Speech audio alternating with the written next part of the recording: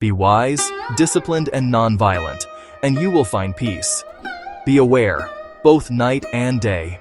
Continue your practice, and you will attain Nirvana. Beautiful opening quote. That's a classic distillation of Buddhist ethics and mindfulness in one breath. Let's unpack it. This teaching really boils down to the practical formula for enlightenment. Wisdom, discipline, and non-violence are the three pillars of both personal peace and collective harmony. Wisdom is the ability to see things as they are, not through the filters of craving, fear, or ego. Discipline is what keeps you on that path, even when the mind rebels, when laziness whispers, or when the world seduces you off track. And non-violence, that's the heart of it.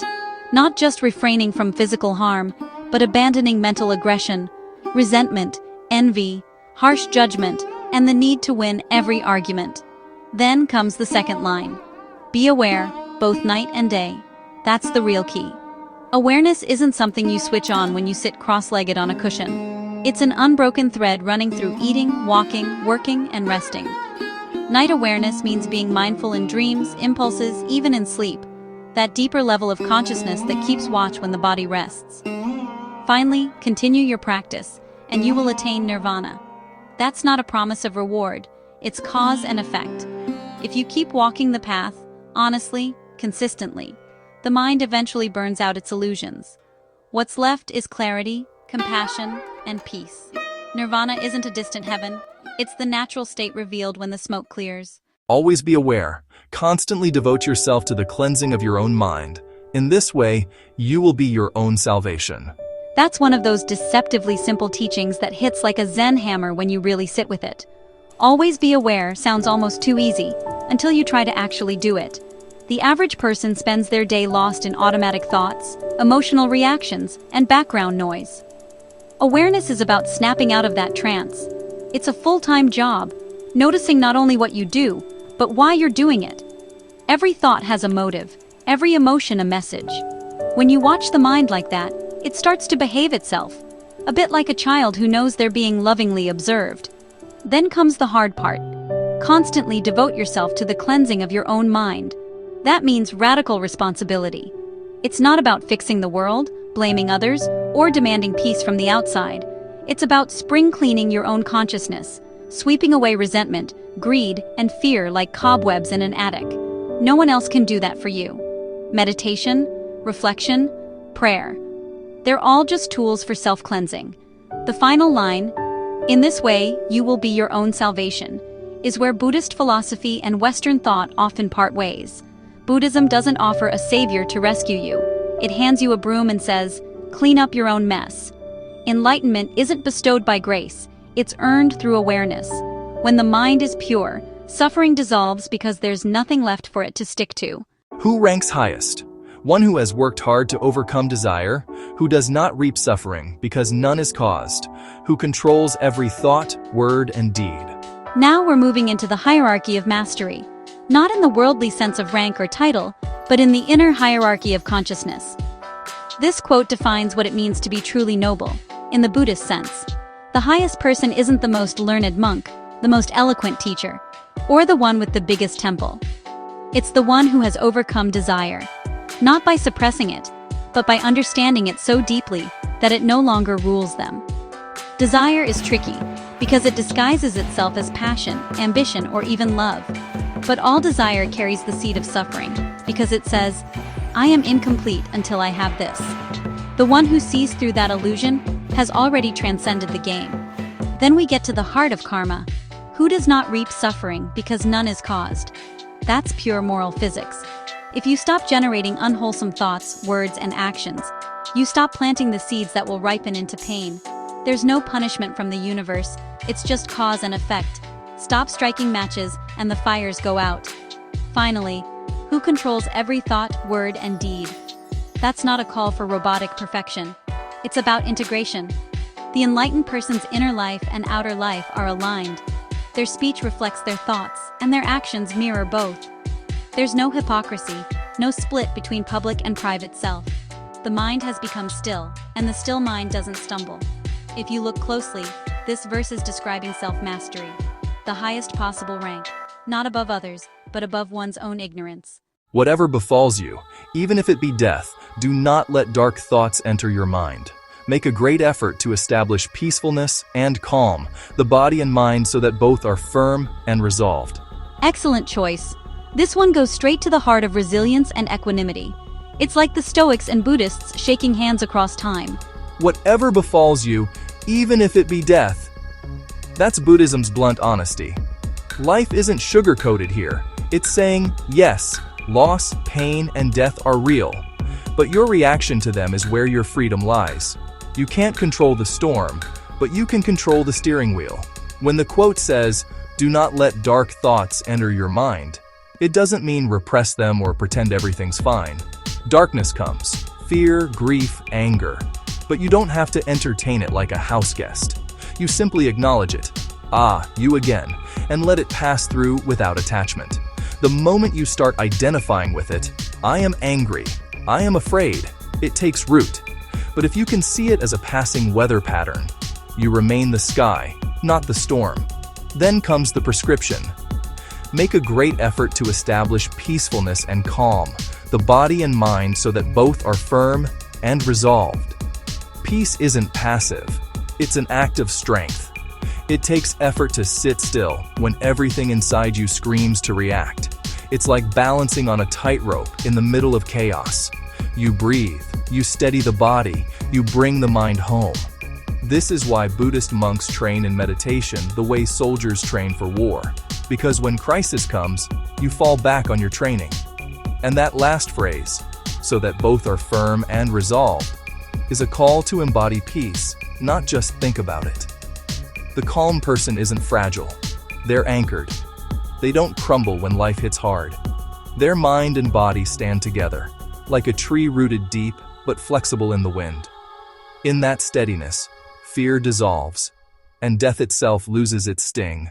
Wherever an enlightened being lives, be it in a village or a forest, on a mountain or in a valley, it will be known as a holy place, and regardless of the environment, he or she will lie in peace and experience only joy. That's a luminous one, and quietly radical. It flips the old idea that holiness is tied to place on its head and says, no, holiness travels with the mind. This teaching dismantles the superstition that sanctity is about geography.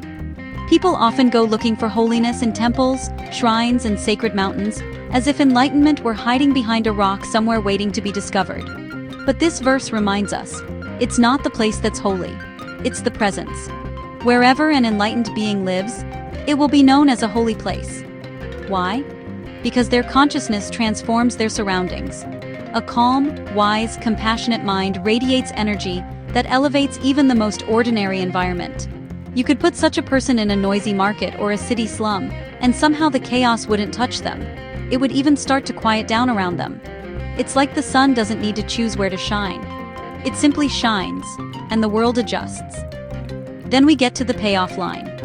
Regardless of the environment, he or she will lie in peace and experience only joy. That's the ultimate inner freedom. Most people live in reaction to circumstance. Good day, good mood, bad day, bad mood. The enlightened being has stepped off that seesaw. Joy isn't something they chase. It's their default state because they've stopped resisting reality. And here's the paradox. The more inwardly peaceful a person becomes, the more peace their surroundings seem to offer. It's not magic, it's perception. A quiet mind perceives harmony everywhere, while a restless mind finds flaws even in paradise. So the holy place isn't the temple or mountain, it's the mind that has ceased to struggle. Wherever such a mind abides, that's holy ground. It is only you who can master yourself, but once it is done, it is a rare blessing. That line is short, but razor sharp, a kind of spiritual mic drop. It's almost like the Buddha saying, you're on your own, but that's the good news. It is only you who can master yourself. There's both liberation and loneliness in that sentence. It wipes away all excuses. No guru, no savior, no philosophy can do the inner work for you. Other people can point, guide, and inspire. But the heavy lifting, the actual taming of your mind, that's a solo expedition. It's also the most democratic idea in all religion. Enlightenment isn't reserved for priests, saints, or the chosen few. Every person has the same raw material, a mind capable of discipline, insight, and awakening. The difference is who decides to face themselves honestly. Self-mastery doesn't mean self-denial. It means self-understanding. You're not fighting the self, you're training it. Like a wild horse, your instincts, thoughts, and emotions can either trample you or carry you toward freedom, depending on how you hold the reins. Most people let the horse drag them through life. The master learns to ride. Then comes the second half. But once it is done, it is a rare blessing. Rare, because very few persist long enough to complete the work. Most people quit at discomfort. When meditation gets boring, when silence gets loud, when old wounds surface. But those who endure discover something priceless, peace that can't be taken away. It's a blessing, not in the sense of divine favor, but because a mastered mind blesses everything it touches. Such a person can walk into conflict and bring calm, face insult and stay serene, lose everything and still be whole. That's the ultimate independence. No external condition can enslave a free mind. So yes, it's hard, but it's worth it. You are both the student and the subject, the sculptor and the stone. And when the work is done, you're not just improved, you're reborn. Avoid bad actions, just as a merchant traveling alone avoids dangerous roads, and a lover of life avoids poison. That's a gem of practical wisdom, vivid, earthy, and utterly uncompromising. It's one of those verses that sound like common sense until you realize it's also talking about the architecture of karma. Avoid bad actions, just as a merchant traveling alone avoids dangerous roads. This is such a brilliant metaphor. The merchant represents the soul carrying its treasures, wisdom, virtue, clarity, through the world. A smart merchant doesn't take reckless risks with their cargo. Likewise, a wise person guards their mind and actions from danger.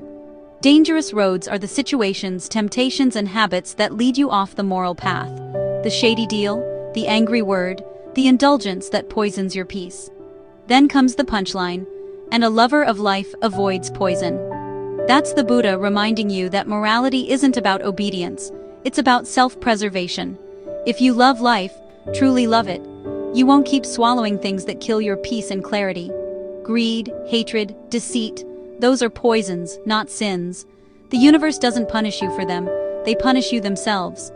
In Buddhism, bad actions aren't bad because someone in the sky disapproves. They're bad because they cause suffering, to yourself first and others second. The wise avoid them for the same reason they avoid walking into a burning building. What's interesting here is the tone. It's not scolding, it's strategic. It's saying, if you value your mind, treat it like a priceless cargo. Guard it from corruption, and it will carry you safely across the wilderness of life. So, ethics isn't a burden. It's good navigation. The fool says, I can handle it. The wise say, why risk it? The mind frightened by the lure of desire exerted by the material world will thrash about like a fish freshly caught. That's a vivid one, poetic and painfully true. You can almost see that fish thrashing on the deck, gasping for air, caught between instinct and freedom. The mind frightened by the lure of desire exerted by the material world. That's the human condition in one line. Desire dangles the bait: wealth, pleasure, fame, approval.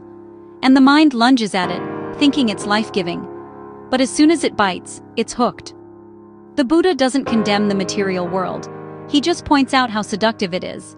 Desire always starts as a whisper of promise and ends as a chain. The frightened mind is key. It's not just greedy, it's afraid. Afraid of missing out, of being unloved, of not being enough. So it thrashes, trying one desire after another. New jobs, partners, possessions, hoping to find relief. But like the fish, the more it struggles, the tighter the hook pulls. The real suffering isn't in the object of desire, but in the mind's refusal to let go. And here's the deeper insight. The fish doesn't know that peace is just a few inches away, in the water it came from. Likewise, the mind thrashes because it's forgotten its true nature: stillness, awareness, sufficiency. It thinks freedom lies in chasing more, but freedom lies in remembering you already are whole. So this verse is both a warning and a mirror. It says, look at your own thrashing. What have you been chasing that's making you tired instead of free? The first step toward enlightenment is realizing you're hooked. The second is learning to stop fighting and simply slip off the line. That's when the fish returns to the water, back to its element, back to peace.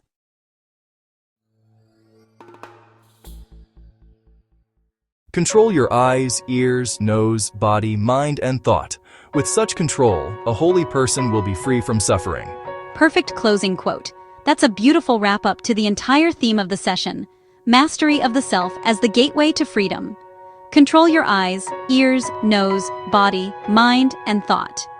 That's the Buddha giving you a full user manual for the human vehicle, the 6 sense doors through which the world floods in. Every experience, every joy, every sorrow, every temptation comes through these gates. When they're left unguarded, the world owns you. Every sound hijacks your attention. Every image stirs craving or irritation. Every thought pulls you into its drama. But when you control them, not repress but observe, you take back the steering wheel. You decide what enters, what stays, and what passes through. A disciplined mind uses the senses like a skilled musician uses their instrument, deliberately, beautifully, never chaotically. With such control, a holy person will be free from suffering. That's the payoff. Suffering isn't caused by what happens to us. It's caused by our untrained reactions to what happens. The uncontrolled senses make us slaves to impulse. The trained senses make us masters of experience. When the eyes see beauty but don't cling, when the ears hear insult but don't react, when the mind notices desire but doesn't chase, suffering has nowhere to land. It's the same message that's been building throughout our discussion. Peace isn't found in the world, it's found in how you meet it. Control of the senses is the practical path to liberation, moment by moment, breath by breath. And so, the holy person isn't supernatural. They're simply one whose mind no longer betrays them. Their peace isn't fragile or borrowed, it's self-sustaining. When you master your senses, you stop being a prisoner of the world and start becoming its quiet witness. That's freedom. That's nirvana in real time.